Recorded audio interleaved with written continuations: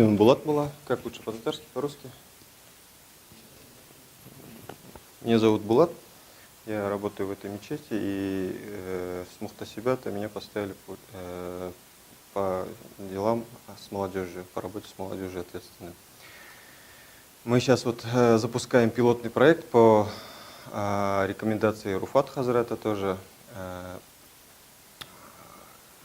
Хотим рассказывать, вот есть в разных мечетях про спорт, да, про то, про сё, да, про Коран и так далее, да. Мы вот хотим в своей мечети запустить такой проект про бизнес, потому что в Челнах особенно очень много бизнесменов, особенно мусульман. Все хотят быть полезными не только руками, да, ногами, кто-то и деньгами хочет, финансово быть полезным. Ну вот у нас, как сказал уже, пилотный проект, да, сегодня из гостей двое только, остальные у нас прихожане здесь, да, спикеры. И, ну, иншаллах, может быть, вы, если вам понравятся такие лекции, так скажем, да, вы пригласите на следующие лекции своих друзей, братьев, иншаллах. Первый у нас будет рассказывать Алмаз. Он представитель ассоциации предпринимателей мусульман, который находится в городе Казань. Также он функционирует вообще федерально, да? Также он функционирует в разных исламских странах. Да? Вот. Расскажет об этой ассоциации также и расскажет несколько качеств предпринимателя-мусульманина. Каким должен быть предприниматель-мусульманин. Но это может быть и знакомые для вас качества, но для повторения, для усвоения еще раз можно будет повторить. Следующий расскажет Ихсан. Он у нас взял тему экспорт и импорт, да, и экспорт и импорт, особенности даже с мусульманскими странами, да, как действовать, как взаимодействовать, как лучше работать, где есть какие выходы, входы и так далее. Ну, слово передаю Алмазу. Ассаламу алейкум рахматуллахи ва баракатух. Меня зовут Алмаз Бунавиров, я являюсь руководителем департамента развития Ассоциации предпринимателей мусульман России. Также являюсь представителем этой ассоциации в Набережных Челнах. Мы приняли, вот, так скажем, должным образом то, что предложение Булат Хазрата, оно актуальное, так как у нас в Казани проходят еженедельные бизнес-завтраки, есть также бизнес-завтраки для женщин, предпринимателей мусульман, где они тоже также активно участвуют. На эти бизнес-завтраки приходят различные спикеры. Когда-то, ну, то есть мы всегда стараемся вести спикеров, то есть либо с духовной части, то есть какие-то ваазы, какие-то шариатские темы, а также спикеры выступают у нас по именно направлению бизнеса, по различным направлениям.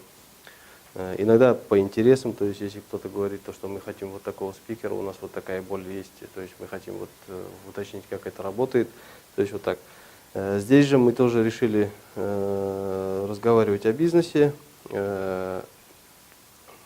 будем активно привлекать также других спикеров, которые, я думаю, охотно согласятся приходить сюда по тем или иным темам. Ну, на сегодняшний день у нас, так как это первые выступления, мы бы хотели рассказать, кто такой предприниматель-мусульманин, то есть чем он отличается от остальных предпринимателей и какими качествами он должен обладать. Ну, первое это, то есть у нас тема называется «16 ключевых правил при ведении исламского бизнеса». Кто такой предприниматель-мусульманин и какие качества должны быть? Следующий слайд можешь?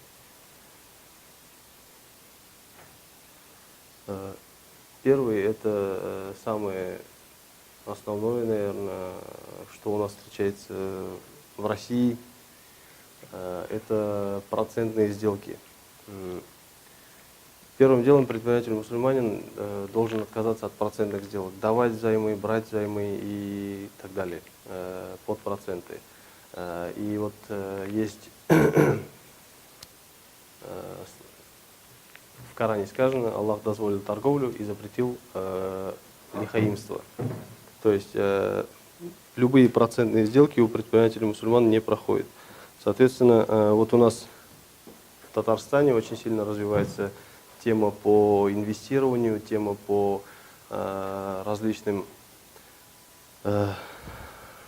финансовым направлениям, где, допустим, есть такие финансовые структуры, как Амаль, есть другие финансовые структуры, даже, допустим, такие крупные игроки на рынке финансов, как ВТБ, Акбарс, они тоже очень сильно заинтересованы в вовлечении именно внедрении у себя таких инструментов для мусульман, так как все прекрасно понимают, то, что у мусульман сейчас очень много, так скажем, потребностей и очень много, так скажем, денег в исламских странах.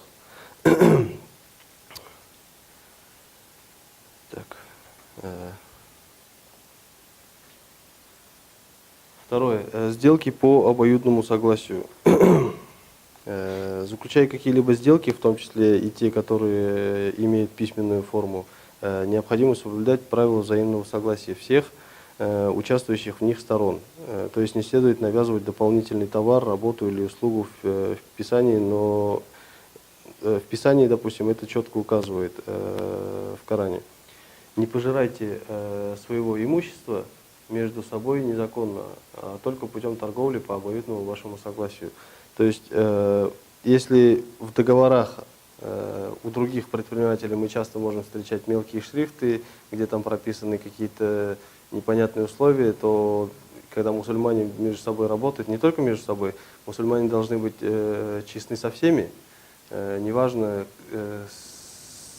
другой партнер какой религиозной конфессии, но мусульманин должен свое лицо как бы не пачкать, потому что, называя себя мусульманином, человек все-таки представляет общество мусульманина, не только себя. Третий слайд. Отказ от обмана. Кроме того, бизнесменам следует помнить, что запрещено осуществлять свою деятельность посредством лжи и обвешивания клиентов. Это касается тех случаев, когда продавец либо скрывает, либо не договаривает о каких-либо недостатках товара, или же излишне нахваливает свой товар. Опять же, тут изречение из Корана: горе обвешивающему, которые хотят получить сполна, когда люди отмеривают им, а когда сами мерят или взвешивают для других, то наносит им урон. Это тоже у нас часто встречается среди, так скажем, даже не только предпринимателей, среди покупателей и продавцов, когда продавцы зачастую либо скрывают недостатки, либо, опять же, взвешивают не совсем честно. Четвертый слайд. Отказ от реализации запрещенных шариатом товаров и услуг. Это тоже всем, наверное, понятно. Нельзя никоим образом связываться харамным направлением бизнеса. То есть, если ты не продаешь сигареты, но ты поставляешь им даже бумагу для изготовления этих сигарет, это тоже считается харамом, потому что ты так или иначе участвуешь в этом. Дальше. И пятый, запрет продавать некачественный товар. Это больше, наверное, одно и то же, как и во втором случае. Не во втором, а в четвертом случае, да.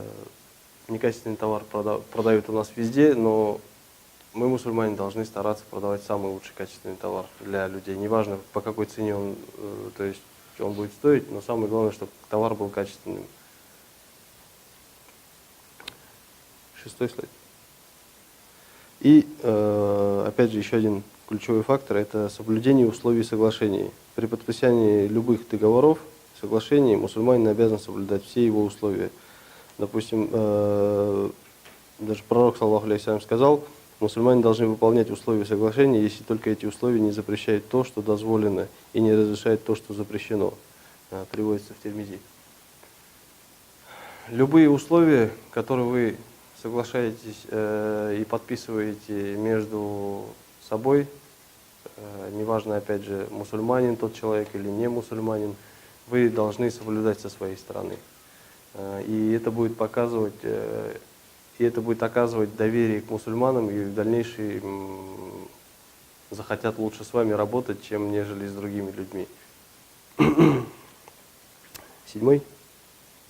Отказ от присвоения чужого имущества. В бизнесе мусульманам следует остерегаться присвоения чужого имущества, то есть присваивать себе то, что тебе не принадлежит по праву. Например, не следует устанавливать на свои товары и услуги слишком завышенные цены.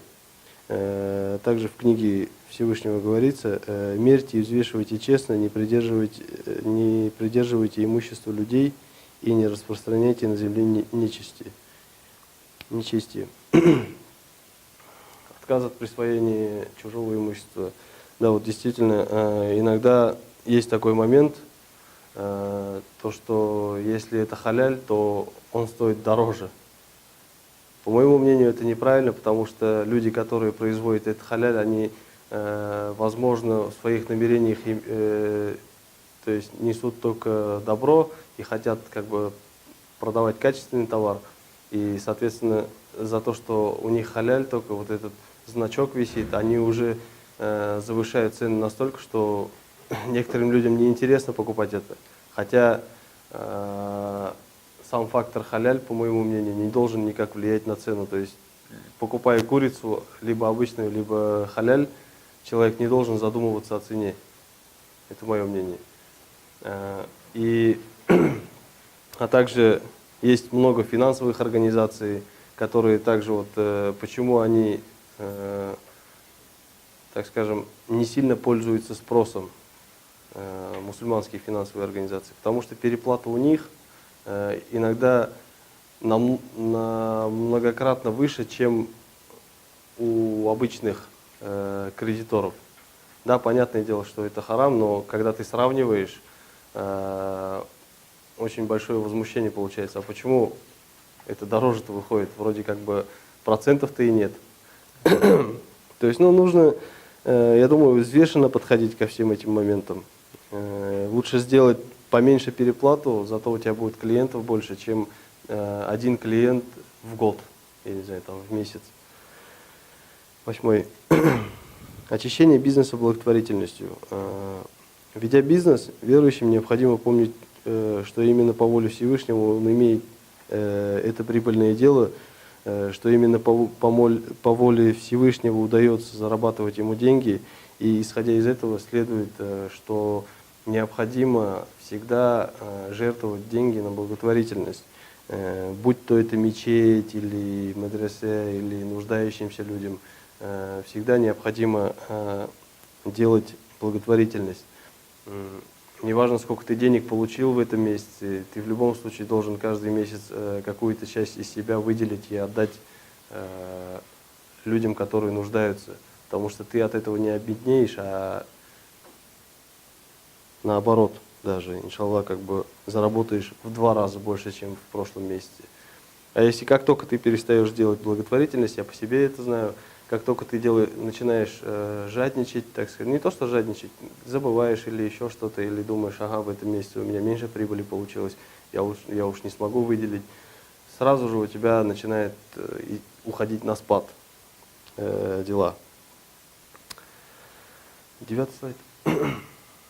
Законность бизнеса. Правоверным надлежит учитывать, что они вправе заниматься лишь легальным бизнесом, то есть не противоречащим местному законодательству.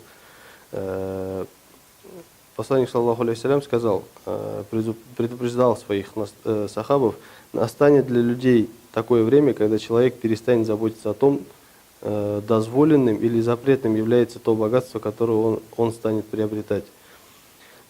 Вот здесь по поводу законности бизнеса тоже очень много моментов бывает, когда разговариваешь с некоторыми мусульманами, они начинают говорить: да зачем мне платить налоги, зачем мне платить это же там в государстве у нас они там неверующие, они те, они другие.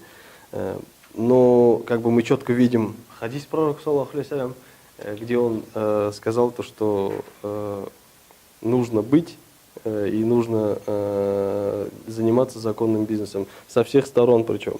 Если ты начинаешь заниматься незаконными делами, противоречащими закону, те же самые налоги, те же самые остальные вещи, которые вроде как кажутся мелочами, у тебя так или иначе, опять же, в бизнесе настает такой момент, когда ты начинаешь чувствовать проблемы.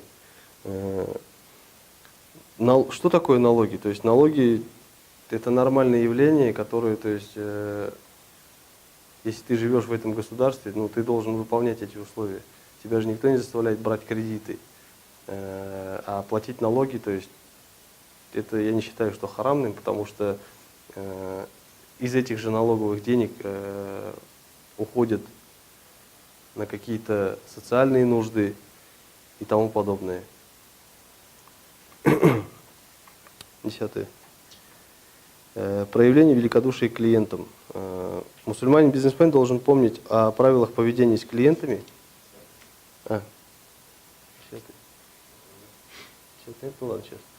Проявление великодушия к клиентам. Мусульманин-бизнесмен должен помнить и о правилах поведения с клиентами. Верующим необходимо относиться с великодушием к своим клиентам, так как, опять же, пророк, саллаллаху алейхи вассалям, говорил: да помилует Всевышний того, кто проявляет великодушие, продавая, покупая, требуя возврата своих денег. Это тоже хадис от Бухари. Вот здесь, наверное, нужно больше остановиться. Проявление великодушия к клиентам. Видите, сколько лет назад, сколько тысяч лет назад пророк, саллаллаху алейхи вассалям, говорил, что нужно клиентам проявлять великодушие. Сейчас же, в 2018 году, становится трендом бизнеса – это упаковка и сервис. Тот, у кого нет сервиса, неважно за какую цену он будет продавать свой товар, у него не будет клиентов, и он не сможет нормально продавать. Сейчас клиенты стали настолько трепетно относиться к покупаемому товару, они любят именно сервис, как за ними ухаживать. Вот если вы зайдете в автосалон Mercedes, как бы вас с ног до головы будут целовать, только чтобы вы купили эту машину. Вот. Но в этом есть своя изюминка, то есть они этим самым делают сервис. То есть они предлагают чай, предлагают кофе. Понятное дело, что это их расходы, но клиенту только со стороны клиента можно привлечь только со стороны сервиса и упаковки товара. Если у тебя товар не упакованный, в целлофановом пакете даешь, это уже минус. Если ты даешь в своем брендированном пакете, там, красивом, то клиенту приятно. Он не будет ходить искать новый пакет какой-то, чтобы подарить, допустим, если он покупает подарок какой-то. Так, 11. Запрет определенных видов сделок. В сунне пророка содержится норма, согласно которой милостью пророка, саллаллаху алейхи вассалям, были запрещены такие виды торговли, как мухакаля, мухадара, булямаса и мунабаза. И в конце музабана. То есть первый – это вид сделки, заключающийся в реализации еще не готового товара, фьючерсы различные. Второй вид сделки, заключающийся в продаже товара до того, как станет известна его пригодность. То есть вы еще только начали производить что-то, вы не знаете, как товар себя поведет, а вы уже начали продавать, допустим. Третий вид сделки, при которой продажа считается состоявшейся после того, как покупатель притронется к товару. Четвертый вид сделки, при которой два лица осуществляют обмен не глядя. И пятый вид сделки, заключающийся в продаже товара, не доставленного до точки сбыта, если это специально не оговорено сторонами. Ну, я думаю, тут понятно. 12. Так, следующий слайд. Достойная конкуренция. Мусульманам следует достойным образом вести конкуренцию с иными предпринимателями и не впадать в крайности из-за бизнеса. Пророк, саллаллаху алейхи вассалям, наставлял нас: не завидуйте друг другу, не взвинчивайте цену, откажитесь от взаимной ненависти, не поворачивайте спиной друг другу, не перебивайте торговли друг другу и будьте братьями. Ну, тут можно остановиться и сказать то, что неважно, между мусульманами у вас конкуренция или между другими людьми. Опять же, если вернемся к сервису, если у вас лучший сервис, то и не нужно вот то, что перечислил Пророк, делать. Если у вас сервис хороший, то к вам все равно будут приходить. Неважно, какая у вас цена, опять же, неважно, какой у вас товар. Ну, товар должен быть качественный, это уж понятное дело. Имейте в виду, насколько он дорог. 13-й слайд. Бизнес не должен мешать соблюдению предписаний религии. Зачастую мусульмане некоторые, которые начинают богатеть, и у них хороший подъем начинается в бизнесе, они начинают забывать о том, что нужно читать намазы, нужно выполнять предписания Всевышнего. Меньше обращают внимание к религиозной стороне, больше начинают вести свой бизнес. Некоторые даже там, я не знаю, говорят, если у меня бизнес хорошо пойдет, я начну там намазы больше читать и все такое, но мы люди, и у людей есть такое свойство забывать то, что вот они дают такие слова. Верующим все равно следует правильный тайм-менеджмент определять. То есть раньше сахабы занимались бизнесом между намазами, а сейчас же у нас, то есть они уделяли больше времени к намазу. Сейчас же у нас получается наоборот. Ага, так, Илья наступил, надо быстренько забежать, прочитать фарз и побежать, у меня там дела, у меня там контракты горят. То есть некоторые не дочитывают полностью намаз, там не до конца, там быстро, как будто физкультурой занялись и убежали. Это тоже считаю неправильным. Все-таки нужно, вот как сахабы, распределять свое время между намазами, то есть ставить во главе намазы, а дальше уже дела. 14. В случае возврата товара необходимо его принимать. Есть много случаев, когда вот люди возвращают товар, начинаются различные экспертизы, начинается очень много волокиты, и в итоге продавец старается защитить свою сторону любыми способами практически. Но самое главное не возвращать деньги и не брать товар обратно к себе. Хотя вот тут опять же посланник саллаллаху алейхи вассалям говорит, кто примет обратно товар, который он продал мусульманину, тому Всевышний простит его прегрешение. То есть это наивысшая награда, наверное, то, что есть. То есть продал ты товар некачественный, ну поменяй, ничего тут страшного нету. Лучше поменять и извиниться, чем не менять и голову морочить людям. 15. Запрет коррупционных сделок. Особо объяснять не надо. Очень многие люди, чтобы выиграть какие-то контракты или еще что-то, начинают делиться какими-то процентами, начинают платить откаты, начинают платить взятки. Но я еще не видел человека, который бы был счастливый, который брал бы взятки или давал бы взятки, а потом вел счастливый образ жизни. Я вот сам тоже с бюджетом очень часто работаю. Был случай, когда мне намекали заплатить, это было в Челнах, но я думаю, что Всевышний помог, наверное. Я отказался платить просто и все. Но в итоге я это дело все равно сделал, то есть по всем параметрам их прошел. И даже больше скажу, этот человек проработал, наверное, после этого месяца 3, по-моему, точно не помню, и его сняли с должности. Я думаю, что это знак Всевышнего. 16. Своевременная выплата зарплаты. По поводу зарплаты. Некоторые любят задерживать зарплаты, говорить, что денег нет или еще что-то, боясь то, что я не знаю, чего они боятся, конечно, если у них есть деньги на зарплату. Нужно выплачивать своевременно зарплату. Это не только по исламу, это и в жизни, в принципе.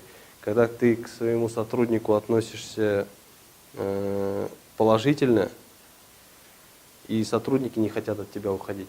Опять же, коснусь, так скажем, еще одного тренда 2018 года. В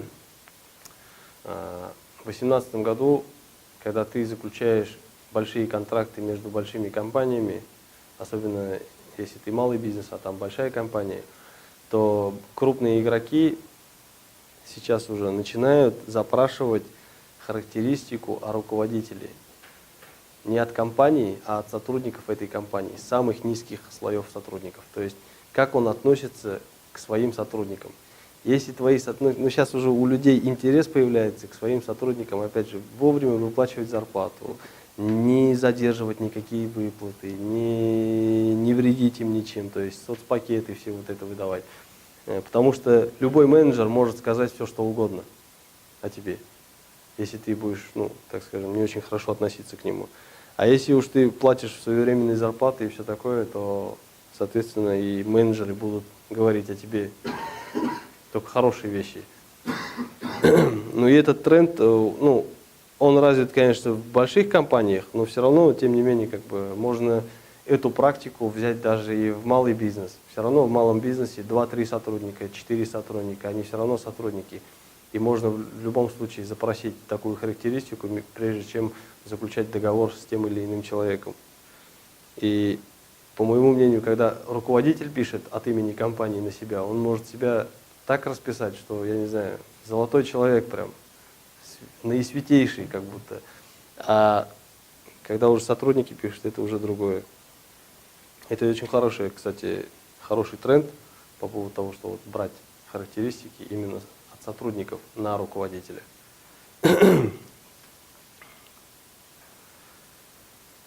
Это такой слайд человека-мусульманина.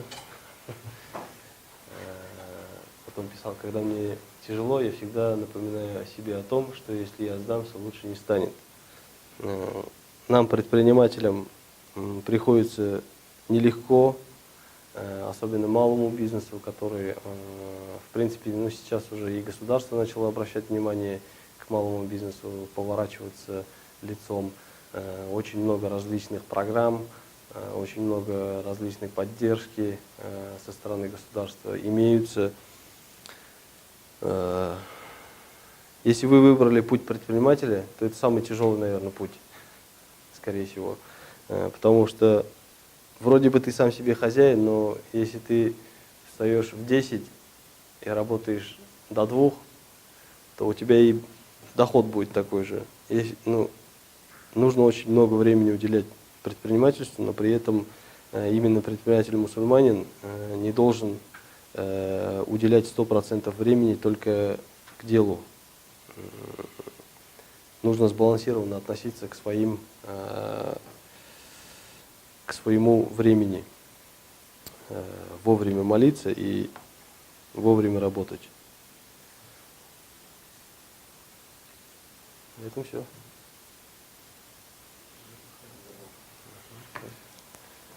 Вот сейчас выступит, кстати, тоже наш член ассоциации. Возможно, он, наверное, в своей речи расскажет, что такое ассоциация предпринимателей мусульман и как он взаимодействует с ними.